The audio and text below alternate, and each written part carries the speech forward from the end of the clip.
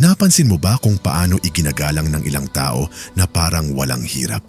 Hindi sila naaantala, hindi nasasayang ang kanilang oras at talagang nakikinig ang mga tao? Ano ang kanilang sikreto? Hindi dahil mas matalino sila, mas mayaman o mas maswerteng kaysa sa iyo. Ito ay isang simpleng psikolohikal na prinsipyo na karamihan sa atin ay hindi kailanman itinuro. At kapag naunawaan mo ito, ang mga bagay ay mabilis na nagbabago. Hinayaan mong may pumutol sa linya at wala kang sasabihin. Ang isang kaibigan ay tumalsik sa ikatlong pagkakataon at ngumiti ka. May kumukuha ng kredito para sa iyong ideya at nagkibit balikat ka. Ang ginagawa mo ay sinasanay ang mga tao na ituring ka bilang optional. Yung hindi natatapakan? Hindi sila mapalad.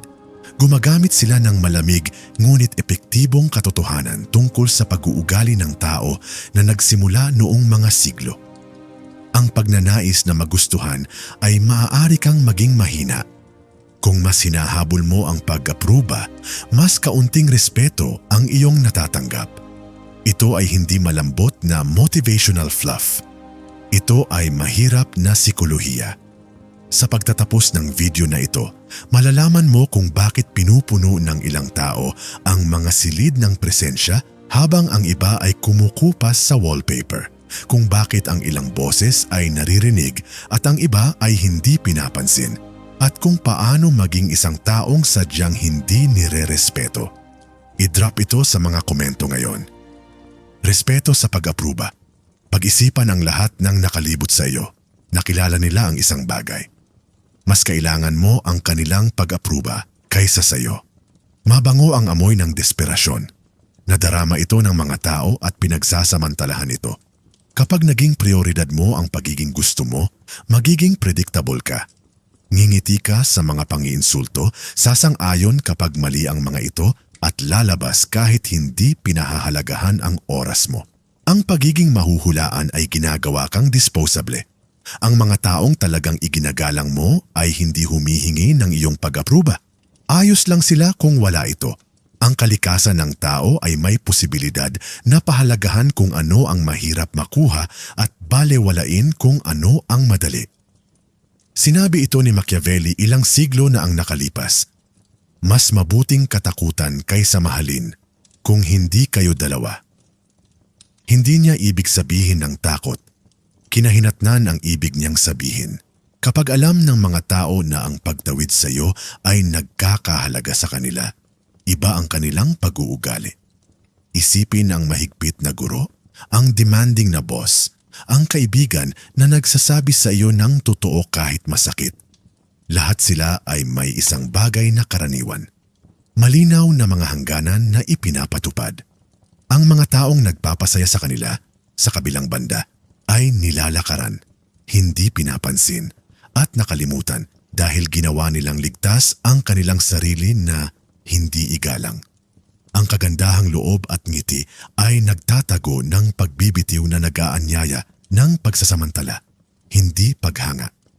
Ang paggalang ay hindi ibinibigay, ito ay iniutos at hindi mo ito maaaring utusan habang ikaw ay nakaluhod na humihingi ng pag-apruba. I-drop ito. Pinipili ko ang kapangyarihan. Ang paggalang ay itinayo sa kinahinatnan. Kapag ang kawalang galang ay natugunan ng zero pushback, ito ay nagiging libre. Ang paghanga at paggalang ay hindi pareho. Ang paghanga ay maaaring magmula sa tagumpay o talento, ngunit ang paggalang ay nagmumula sa katiyakan na hindi mo matitiis na tratuhin ng hindi maganda. Hayaang hindi ka igalang ng isang tao at walang gagawin at itinuro mo sa kanila na libre ito. Magbigay ng proporsyonal na kinahinatnan at mabilis nilang nalaman na may presyong babayaran. Iyon ang dahilan kung bakit ang pinakamabait na tao ay madalas na dumaranas ng pinakamasamang pagtrato. Sinanay nila ang kanilang grupo na ang masamang pag-uugali ay walang gastos. I-flip ang script. Pahalagahan ang iyong oras, atensyon at presensya. At sisimulan kang ituring ng mga tao bilang isang taong mahalaga. Sinabi rin ni Machiavelli na ang mga tao ay handa na malinlang ng kasalukuyang mga pangangailangan. Sa madaling salita, kumilos ang mga tao kung paano mo sila pinapayagan. Humingi ng paggalang at makukuha mo ito. Humingi ng kagustuhan at ibigay mo ang kontrol sa iba. Ang tunay na iginagalang ay hindi nagsusumamo sa kanilang kaso o nakipagkompromiso sa mga pangunahing pamantayan para maging komportable ang iba. Tinatanggihan nila ang kawalang galang at ang pagtanggi na iyon ay nagiging kapangyarihan. Ang bawat pakikipag-ugnayan ay isang negosasyon para sa kontrol. Kung sino ang namamahala sa pag-uusap, sa relasyon, sa kinalabasan. Kung hindi mo ito kontrolin, may iba. Ang mga naghahanap ng pag-apruba ay nagbibigay ng banayad na kumukontrol. Pagbabago ng pag-uugali upang magustuhan, kagat-kagat ng mga dila upang maiwasan ang salungatan, pagsasabi ng oo kapag ang ibig nilang sabihin ay hindi. Ang mga hindi nangangailangan ng pag-apruba ay patuloy na nagkokontrol.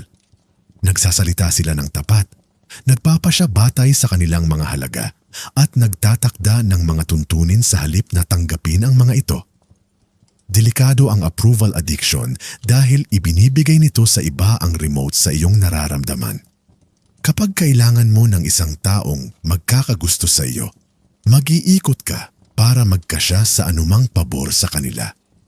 Iyan ay hindi isang relasyon, ito ay pagmamanipula. Kapag huminto ka sa pagganap para sa pag-apruba at tinanggap na hindi nagustuhan kung kinakailangan, ikaw ay nagiging hindi mahuhulaan at hindi mahipo. Hindi maaaring manipulahin ng mga tao ang isang taong hindi tumutugon sa papuri o pagkakasala. Ang iyong mga pagpapasya ay tumatalas. Tinanong mo kung ano ang pinakamainam para sa iyo, hindi kung ano ang magpapaginhawa sa iba. At ang iyong mga relasyon ay nag-aalis ng mga manipulator na nag-iiwan ng mga tunay na koneksyon na binuo sa paggalang sa isa't isa. Ang pag-apruba ay isang pagkagumon. Ang mga papuri, gusto at papuri ay naglalabas ng dopamine at lumilikha ng pananabik. Mabilis itong nalalaman ng mga tao at gumagamit sila ng maliliit na dosis ng pagpapatunay para makuha ang gusto nila. Gabi, pabor, pagpapatawad. Nagiging madali kang patnubayan dahil hahabulin mo ang isa pang hit. Ang mga hindi nangangailangan ng pag-apruba ay hindi mabibili o mapangasiwaan ng pambobola. Ang pagpapatunay ay murang ibigay at magastos na umasa.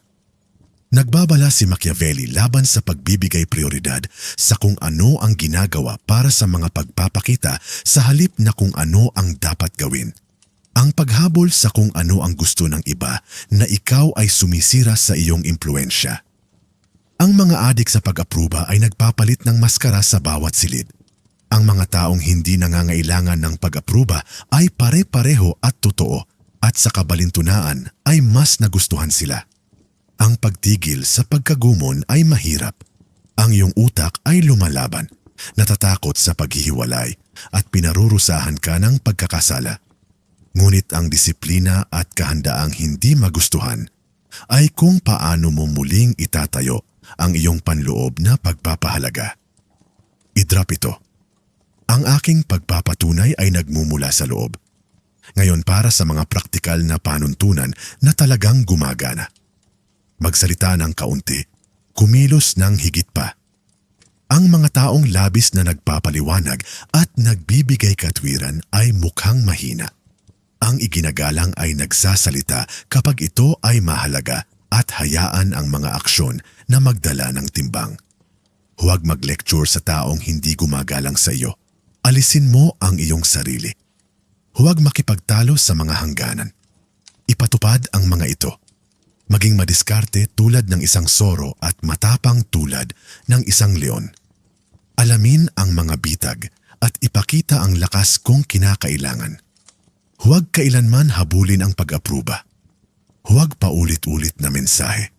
Huwag magpaliwanag ng labis at huwag manalo sa mga taong malamig. Ang kawalang interes sa mga opinyon ng iba ay magnetic dahil ito ay nagpapahiwatig na hindi ka umaasa sa kanila.